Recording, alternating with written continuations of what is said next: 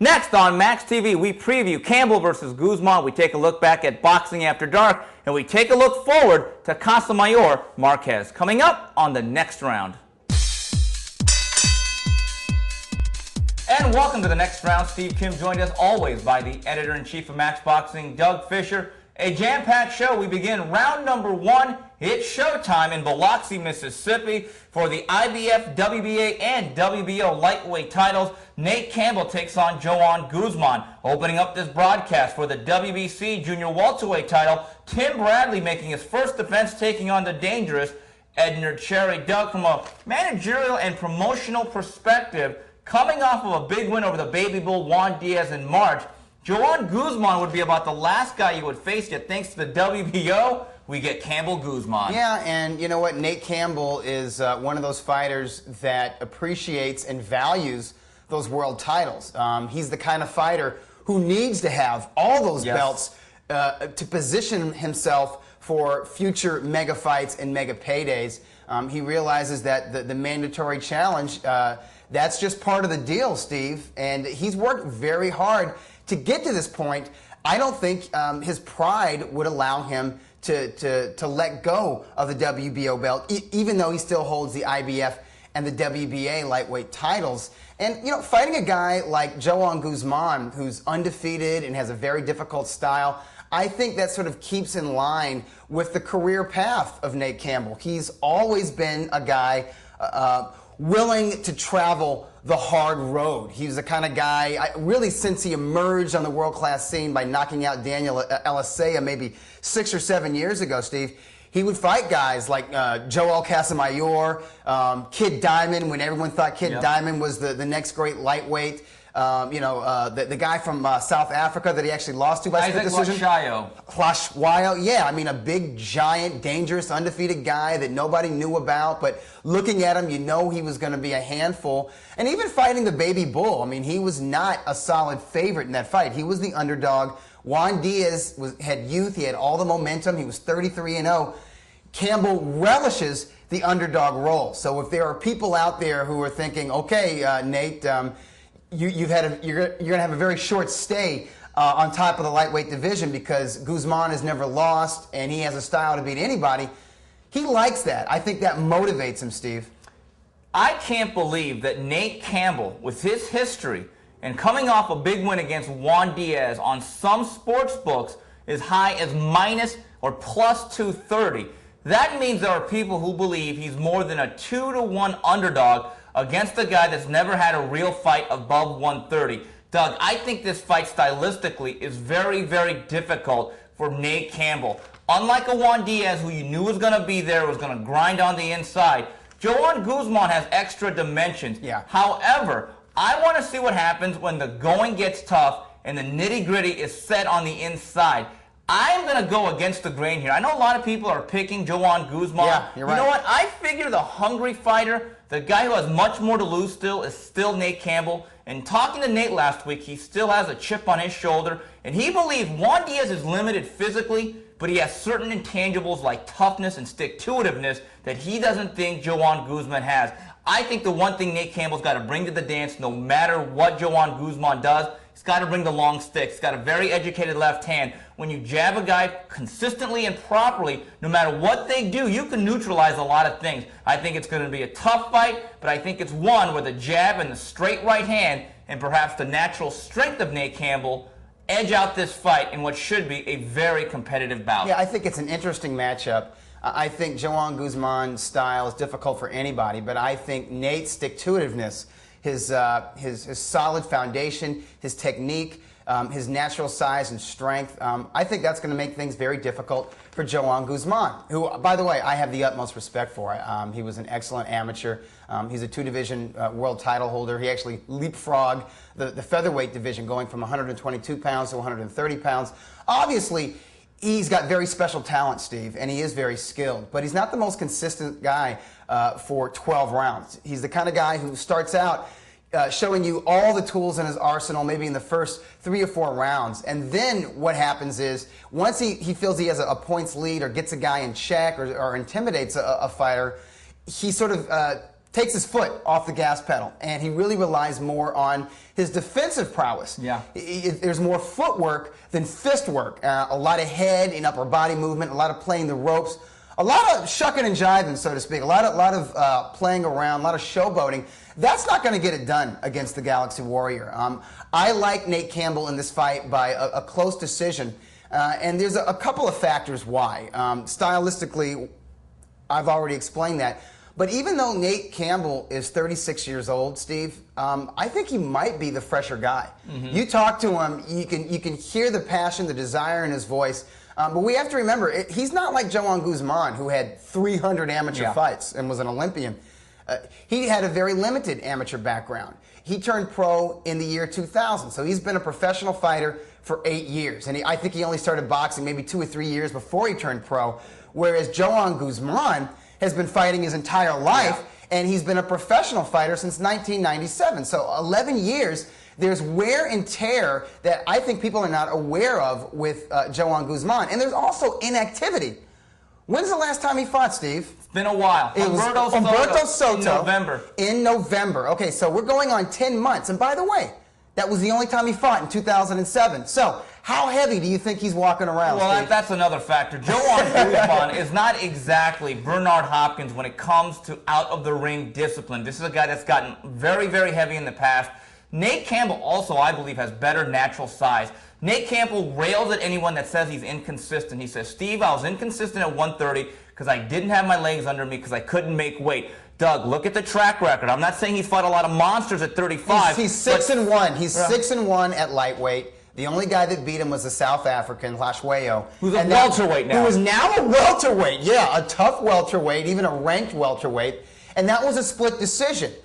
He beat a 33-0 Diaz in that lightweight run, and he beat an unbeaten Kid Diamond as well, and bludgeoned him. Doug, here's the thing. Joan Guzman, I think, feasts on guys who can do one thing, like a Humberto Soto. When Humberto Soto was having success early on the inside, he decided to create a lot of space and distance, and I think riddled him throughout the middle to late rounds. He loves guys like Soto, Jorge Barrios, and Javier Harrigan. He likes tough, rugged hombres who are going to walk straight in and not give him a whole lot in the way of jabs or defensive prowess or anything of that nature. Yeah, Nate Campbell can shuffle the deck, and Nate Campbell is proud of the fact he says, I'm the consummate professional fighter. I can grind with you on the inside, and I can box with you on the outside, and I think it's going to take both facets to really beat a very, very tough Joan Guzman. He's going to have to press him, Steve. Yeah, and you know what? And we talk about that fight between Guzman and Soto. I disagreed with the HBO broadcasters and a lot of observers, particularly those from the East Coast, who saw that as like a near shutout, 10 rounds to 2 or 9 rounds to 3. I actually had it more like 8 rounds to 4 or even 7 rounds to 5. Soto stayed on Guzman when Guzman was really doing more moving than sticking in the later rounds. I think Nate Campbell can take a page from that book and do it even better and really close hard down the stretch. Absolutely. Doug, opening up this broadcast, a bright young fighter of the Southern California area who really shocked the world by going to Britain and beating Junior Witter down the stretch, knocking him down in the 6th, taking complete control in the second half of the fight. Doug, I think this is a good TV fight. Tim Bradley, if you're there, is going to stomp and grind with you. Well, Edner Cherry, he may be a blown-up 35, and I think that's going to be an issue in terms of strength and power. Edner Cherry, though, always makes for good TV. Well, listen, Edner Cherry has never been knocked out. He's never given up in a contest. And if a fighter is willing to stand and trade with him, and we know Tim Bradley will. He's not called the Desert Storm for nothing. You just look at the guy's body. He's built like a little... one of those little action figures from the Masters of the Universe, He-Man and Skeletor, you know? I mean, it's the opposite of Juan Diaz. He will make the cover of Muscle and Fitness. He will, and you know what, though? It's a lot of times you see these guys who are muscle-bound, and that strength and that athleticism doesn't translate in the ring. Bradley is that rare exception. He's got a body beautiful, he's muscular, but he's also very quick and fluid in the ring. But most importantly, he's a young man who's undefeated. He just won his world title. I think he's going to try to make a statement, and I think that's going to play right into the hands of the Cherry Bomb, Steve. And as we know, even against a huge, rangy, awkward lightweight like Jose Armando Santa Cruz, Cherry is in there and he's dangerous, even though he's a small lightweight. He often weighs under 134 pounds. Doug, the one fight where Edney Cherry was not really competitive, at least on his televised performances, was Paulie Malignaggi. Because Paulie Malignaggi circled and boxed and played four corners, that is not Tim Bradley's style. No, Bradley wants to sit in the pocket, work off a jab, be fundamentally sound, but he wants to make a fight. I think there's going to be a lot of leather thrown. There's going to be a lot of leather landed. But I will go with the young champion out of Coachella, California, to win an exciting, entertaining 12-round decision. I will too, Steve. I don't see Edney Cherry getting knocked out. I see this is going to really test Tim Bradley's chin, but if he's smart, he will not offer it to the Cherry Bomb. It's sort of like it's the youth and size of Bradley versus the experience and power of Edney Cherry. And it should be a fun fight to watch. Bradley was never considered what I would call an elite blue chip prospect. But you know what? Certain guys, even Juan Diaz to a certain degree, was considered just a guy. But when you go over to England after your fight with Castillo in March is canceled and you just get the job done against an awkward, difficult guy that everyone else avoids, there are certain intangibles that you never know. Tim Bradley might have them because he's got a very good head on his shoulders. We're going to find out this Saturday. Absolutely. So that's it for round number 1 on Showtime. We come back. We take a look at Boxing After Dark. Moving on, round number 2 of the next round, Steve Kim, Doug Fisher, talking boxing from Houston, Texas. It was the latest edition of Boxing After Dark on HBO. In a lightweight clash, Juan Diaz with a 12-round split decision over Michael Katsidis. Your scores: 116-112, 115-113 for Diaz, and one score for Michael Katsidis, 115-113. Opening up the night's action, junior lightweight Rocky Juarez storms back late, stopping the tough Jorge Barrios in 11 rounds. Doug, Diaz-Katsidis was not quite the fight I think we all figured, but a very solid outing for Juan Diaz. I think it was pretty simple. Thought he was more flexible, thought he was more versatile, thought he was quicker to pull the trigger, and he wanted to do much more of what he tried to do compared to Michael Katsidis. You know, I think it was more than just a solid performance by the Baby Bull. I was impressed. I was more impressed with his performance against Michael Katsidis than his performances versus the former, or actually the current title holders, Acelino Freitas and Julio Diaz. Even those guys were probably better experienced, better talented, and more respected than Michael Katsidis. Juan Diaz beat those guys with really just his youth, his activity, and his pressure. Against Michael Katsidis, we saw all the facets of his game, as you mentioned. He dominated him from the outside with the jab, and really that was the story of the fight. Michael Katsidis had no answer for that shotgun left stick, but when they traded on the inside, number one, Diaz was busier. He committed to the body more. He threw in combinations, and he was also able to outmaneuver Michael Katsidis in close, which you really don't see from a lot of 24-year-olds, Steve. Well, Doug, I thought it was interesting. Michael Katsidis proved once again that old adage from Customato, square pegs don't die round. And Doug, I thought Michael Katsidis tried to be something he wasn't, which was a cutie on the outside who tried to time and counterpunch Diaz. Doug, I thought he just would have been much better off being Michael Katsidis, being physical, letting his hands go, and not waiting. I thought there were opportunities on the inside when he was being maneuvered around the ring by Diaz and spun and turned, where he should have been letting his hands go to the body. And I thought the times where he had success late in the fight, I thought he was just letting his hands go and digging to the body and slowing down the attack of the Baby Bull. I think he had heard so much about how he was hit so easily against Joel Casamayor, how he needed more dimensions, he needed to do this, he needed to do that. Doug, he needed to be himself because he allowed Juan Diaz, in my opinion, to dictate the tempo. And I think Michael Katsidis, for all his flaws, what he does best is to be Michael Katsidis. Yeah, to be a gladiator, to go out there and fight and definitely push your guy back on his heels, work his body. That nice, straight, short, compact, straight right of his, it wasn't a factor in this fight. What he would do is he was trying to jab with Diaz from the outside, but he's a little bit shorter than Diaz, and his arms are much shorter than the Baby Bulls. He couldn't jab with him, so we'd leap in with one punch, often a hook, but he would land that one shot and not follow up, and he would back right back out on the outside where he would eat those jabs. I will give the Baby Bull some credit. A lot of times when Katsidis got on the inside and looked like he was getting set to let those hands go, Diaz would drill him with an uppercut. So, I mean, he made Katsidis doubt himself and think twice about trying to be the general in close. Yeah. But I agree. You know, I thought this fight was going to be a Fight of the Year candidate and a firefight all the way. And I picked Michael Katsidis, expecting Katsidis to go out there and fight like a blood and guts warrior. He fought with a lot of guts, and he did bleed in there, but he was more boxer than warrior. And in fighting that way, I think he allowed Juan Diaz to outthink him. Doug, I think it's pretty simple. When they both threw punches, Juan Diaz was much more fluid and smooth. If you take a look at their physiques, Michael Katsidis is cut up and he's ripped, but he's also a little bit stiff in the upper body. He's tight, particularly when he's holding those hands up and trying to fire a disciplined jab. The shoulders are bunched up around his ears, and you know that makes a fighter tired quicker, and I think it also holds back on his speed. If you'll notice, late in the fight, just out of frustration and fatigue, when he started to drop his hands and take half a step back, he actually was able to nail Diaz with some nice shots, and those shots were more fluid and faster than his shots in the first 3 or 4 rounds because he wasn't so tight up in his upper body. I thought one thing Nate Campbell did very well back in March in Cancun, he went to the body of the baby bull, and I thought that slowed his attack. He drew the line in the sand,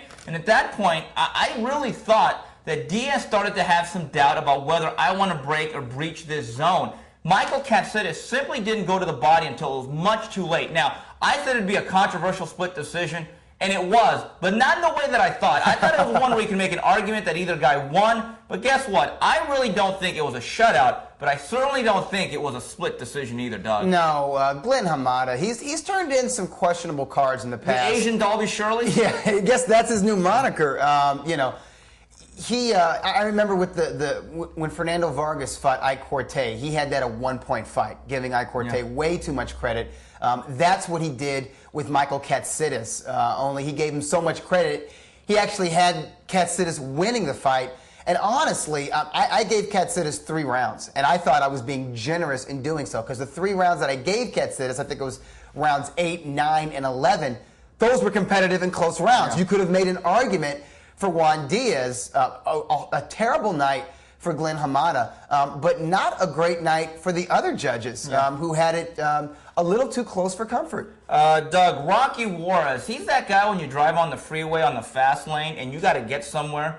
And you're trying to go maybe 75, You're honking 80, your horn 85, at this guy. and this guy is going 50 miles per hour, and you see the carpool lane, and he has another person.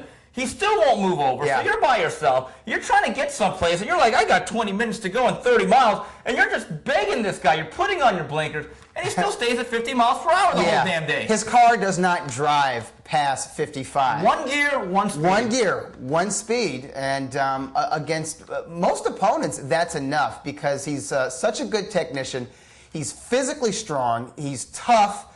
He's got decent power. Obviously, if you're a world-class fighter with a world-class chin, he's not going to knock you out with 1 punch as he did as a prospect and a contender coming up when he was fighting second and third tier fighters. He has the kind of style to where if you employ some movement, if you employ a decent jab, Steve, you can steal early rounds because he has to gain momentum. He's not fast enough of foot to be considered a pressure fighter. He doesn't cut the ring off. He's going to follow you around. But gradually, as he begins to time you, he's going to tap you to the body. He's going to slow you down. And once he does start to land that jab, that straight right, that left hook, you know what? He's going to hurt you and bust you up. So he's the kind of guy that almost always, if he's fighting a distance fight, he comes on strong late. Doug, you talk about the jab. I know Ronnie Shields has told everybody when there are dead spots in a fight and he's out of range, just stick the jab out there almost as a reflex, but he fights the way he is. Rocky Juarez is Rocky Juarez. At this stage of the game, there is no changing him. But I have to say this. I disagree with the HBO announcers. Jorge Barrios was busier. He was more active. He was outworking and outmaneuvering. But he was not outboxing. He was not being more effective. I'm sorry. One guy was landing the cleaner, harder punches. Jorge Barrios was throwing a lot of arm punches that on the surface, if you judge it like an amateur fight, yeah, maybe he's winning. But there's a reason why one guy got worn down at the end, and his lip became Sebastian Lujan's ear. That was gruesome, huh? Absolutely. That was now we have talked in the past about, don't be afraid of a little bit of blood. That was a lot of blood. There are cuts, such as Emmanuel Nwodu's slice over his nose that can be attended to by a cut man. And then there are tears and wounds in the flesh, like Sebastian Lujan's ear, or like the corner of the mouth of Jorge Barrios against Rocky Juarez, that a cut man can't attend to that. They're going to need a plastic surgeon. Yeah. So that was a fight. I've gotten some emails from people saying like, "Oh no, I had Barrios ahead. They should have let it, go." No. If that fight would have continued, the lefts and right power punches from Juarez would have sliced that from the corner of the mouth all the way to the back of the jaw. This is prize fighting, folks. I know Michael Katsidis likens himself to a gladiator, but this is not ancient Rome. We're not here to see guys get mortally wounded and maimed. Yeah, okay? We don't give a thumbs up or a thumbs down. We don't send in the lions. Doug, talking about the winner, and by the way, I disagree with those that had Barrios way ahead. I thought Juarez was right in the fight and surging. I've always felt Rocky Juarez one day was going to win a title. I feel that way, but not as strongly. Doug, he's going to have to pick a soft spot. I think it's very evident. Cassius Beloyi, Beloyi, right. From South Africa, or Nicky Cook, who just beat Arthur Abraham. Alex Arthur. I'm sorry. Yeah, that would be a tall order. That'd be a big fight. Alex Arthur for the WBO 130-pound title. These are winnable fights. The elite guys at the A- to A level that could really use a lot of speed, employ fleet footwork, and can really out-jab him from the outside. He's got to stay away from Jorge Linares and Robert Guerrero. Absolutely. That's ridiculous. Anybody who's tall with a good jab, who's got hand speed, who can employ really good lateral movement, he's just going to be following these guys around. We got to remember, Rocky's 5'4". Yeah. He does not have long arms, so he's. I hate to say it, but at the world-class level, even at junior lightweight. He's never going to be in an easy fight. No, he won't be. That's it. Round number 2 of Boxing After Dark. We come back. We wrap it up. We take a look at this weekend's pay-per-view. And wrapping things up here on the next round, there's a pay-per-view from the MGM Grand in Las Vegas. Your two big fights for the lightweight title of the world. Joel Casamayor takes on Juan Manuel Marquez. And for the WBC junior middleweight title, a rematch. Sergio Mora takes on Vernon Forrest. Doug, Joel Casamayor, Juan Manuel Marquez. It's an intriguing fight. Sometimes that's another way of saying, God, this could be boring. Could be boring, But you have two counterpunchers from the outside. Doug, there's a lot of scenarios that go through my mind. One of them, however, is not a fireworks or a fight with a lot of fireworks or a lot of excitement. I don't see how it could be because Joel Casamayor has always been a stick and move specialist who likes to, stop on a dime and fire off. He likes the pot shot from the outside. I'm not saying he can't fight on the inside. When somebody gets in his grill and pushes him back, he will fight back. He does have a fighter's instincts, but he is a boxer by nature. The guy had 400 amateur fights. He was an amateur world champion. He was an Olympic gold medalist. What does that tell you? He's a boxer, Steve. He's going to use his jab. He's hand-eye reflexes. And Juan Manuel Marquez, he's the same way. No, he wasn't a great amateur fighter. He wasn't an Olympian, but he's one of the best technicians from Mexico in a long time, Steve. He's in the tradition of a Salvador Sanchez, and he's a counterpuncher by nature. That's what he does best. Now, as he's gotten older, as he's put on a little bit of weight, he's settled down a little bit more. He's not impossible to hit. He gets touched up, particularly by southpaws, but those are aggressive southpaws. Turdsek John Dang and Jim Rex Jaka, two younger, athletic but second-tier type fighters, and of course Manny Pacquiao. I don't think Joel Casamayor is going to jump in his grill like those guys, those smaller fighters. That's just not that's not what Casamayor does. So what we're going to have is a chess match. They're going to try to feint each other out of position and try to catch them. If one of them hurts the other, then he's going to press the issue. He's going to try to close the show. But we cannot expect a brawl in this fight. Doug, it's going to be real interesting to see which fighter takes the initiative offensively, because Joel Casamayor was able to turn back the clock a little bit this past March 22nd against Michael Katsidis, because Katsidis came in one direction all the time, which was forward. and provided a fairly easy target. Well, Juan Manuel Marquez, as far as I'm concerned, Doug, is the preeminent counterpuncher of this past generation. With that being said, you got two guys saying, you go first, no, you go first, no, you go first. We could have two guys staring at each other. Doug, I get the sense that the fresher fighter is Juan Manuel Marquez. I think his personal habits are better. I think he stays in shape in between fights better. You're right about that. And I think his legs are a little bit fresher and they have more bounce. Doug, in what could be a very, very slow tactical fight, I think Marquez also has better hand speed, and I think that's a factor. And I think he will win a 12-round decision to win the lightweight title. I will agree with you, Steve, and I'm flip-flopping a little bit because when this fight was first made, I thought it was all wrong for Juan Manuel Marquez, particularly your first fight at 135 pounds, getting used to this new weight. Joel Casamayor walks around much heavier than Marquez, as you noted. And, you know, he's been in with the best lightweights of this decade, Steve. Everybody knows that. But I talked to some folks, and I got swayed. And mind you, this is like Kirk and Daryl. Juan Manuel Marquez's the president. top two, the president and vice president of his fan club. And they told me, you know what, it's the aggressive southpaws that have been able to mark up Juan Manuel Marquez.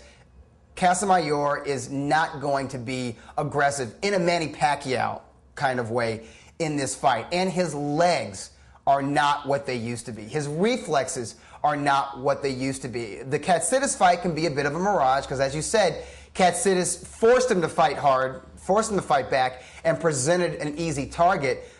Before the Katsidis fight last November, he looked like very much of a faded veteran against Jose Armando Santa Cruz. I like Marquez by a close decision because this is the first fight at 135 pounds. And let's face it, Steve, nobody has an easy time with Joel Casamayor. No, I agree, but I just get the sense, even though Marquez is the natural featherweight going up against the natural or more acclimated lightweight, I still get the sense Marquez has much more left in the gas tank than Joel Casamayor. Doug, rematch this past June.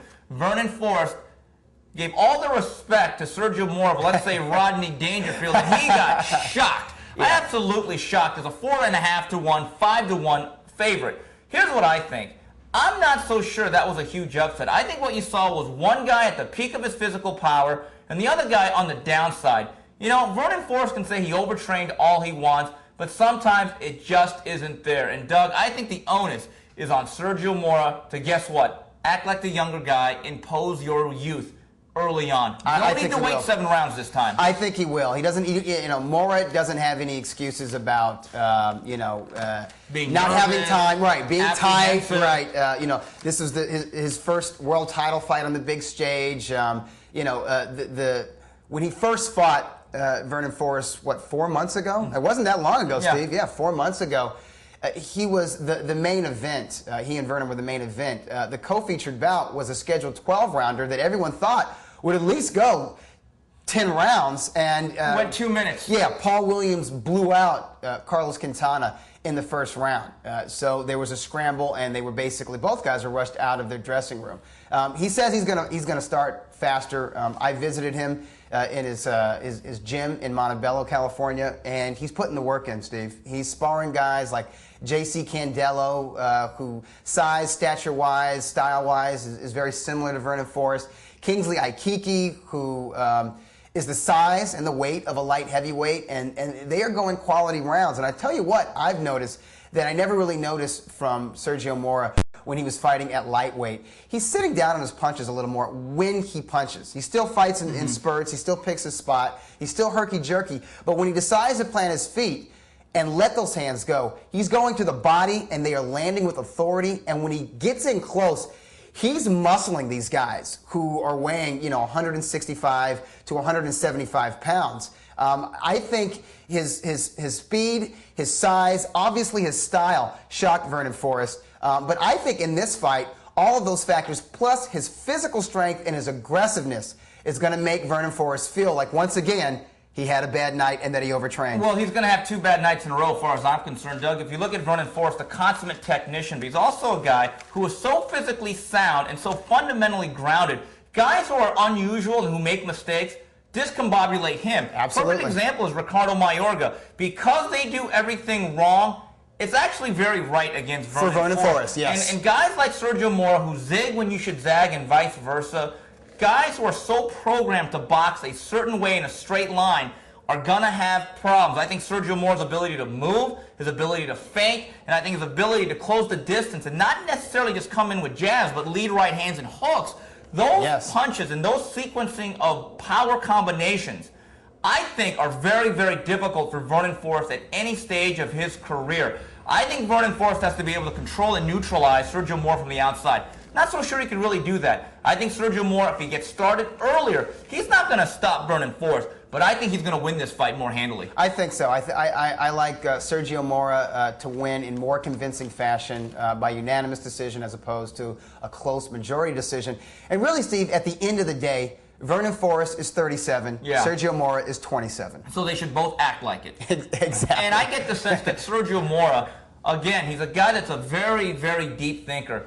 His motivation in the first fight was, Vernon Forrest is giving me no respect. Now I think in listening to Vernon Forrest, Sergio Mora says, again, this guy thinks I got lucky. So again, that chip on the shoulder is there. Now I don't think motivation is lacking one bit, whether he gets a De La Hoya fight down the line or not, because I think Sergio is a smart enough guy to know, if I win this fight, no matter who I fight in the next year or two, I'm in line for some There's going to be a big money fight. There's going to be a mega fight, and I think you and I both know, particularly if he wins, Oscar De La Hoya is not going to retire, and he's still going to need opponents. So there's a lot of reasons for Sergio Mora to show up to this fight and to prove his doubters wrong again. But the main reason, and I think this is the best reason, is his own pride.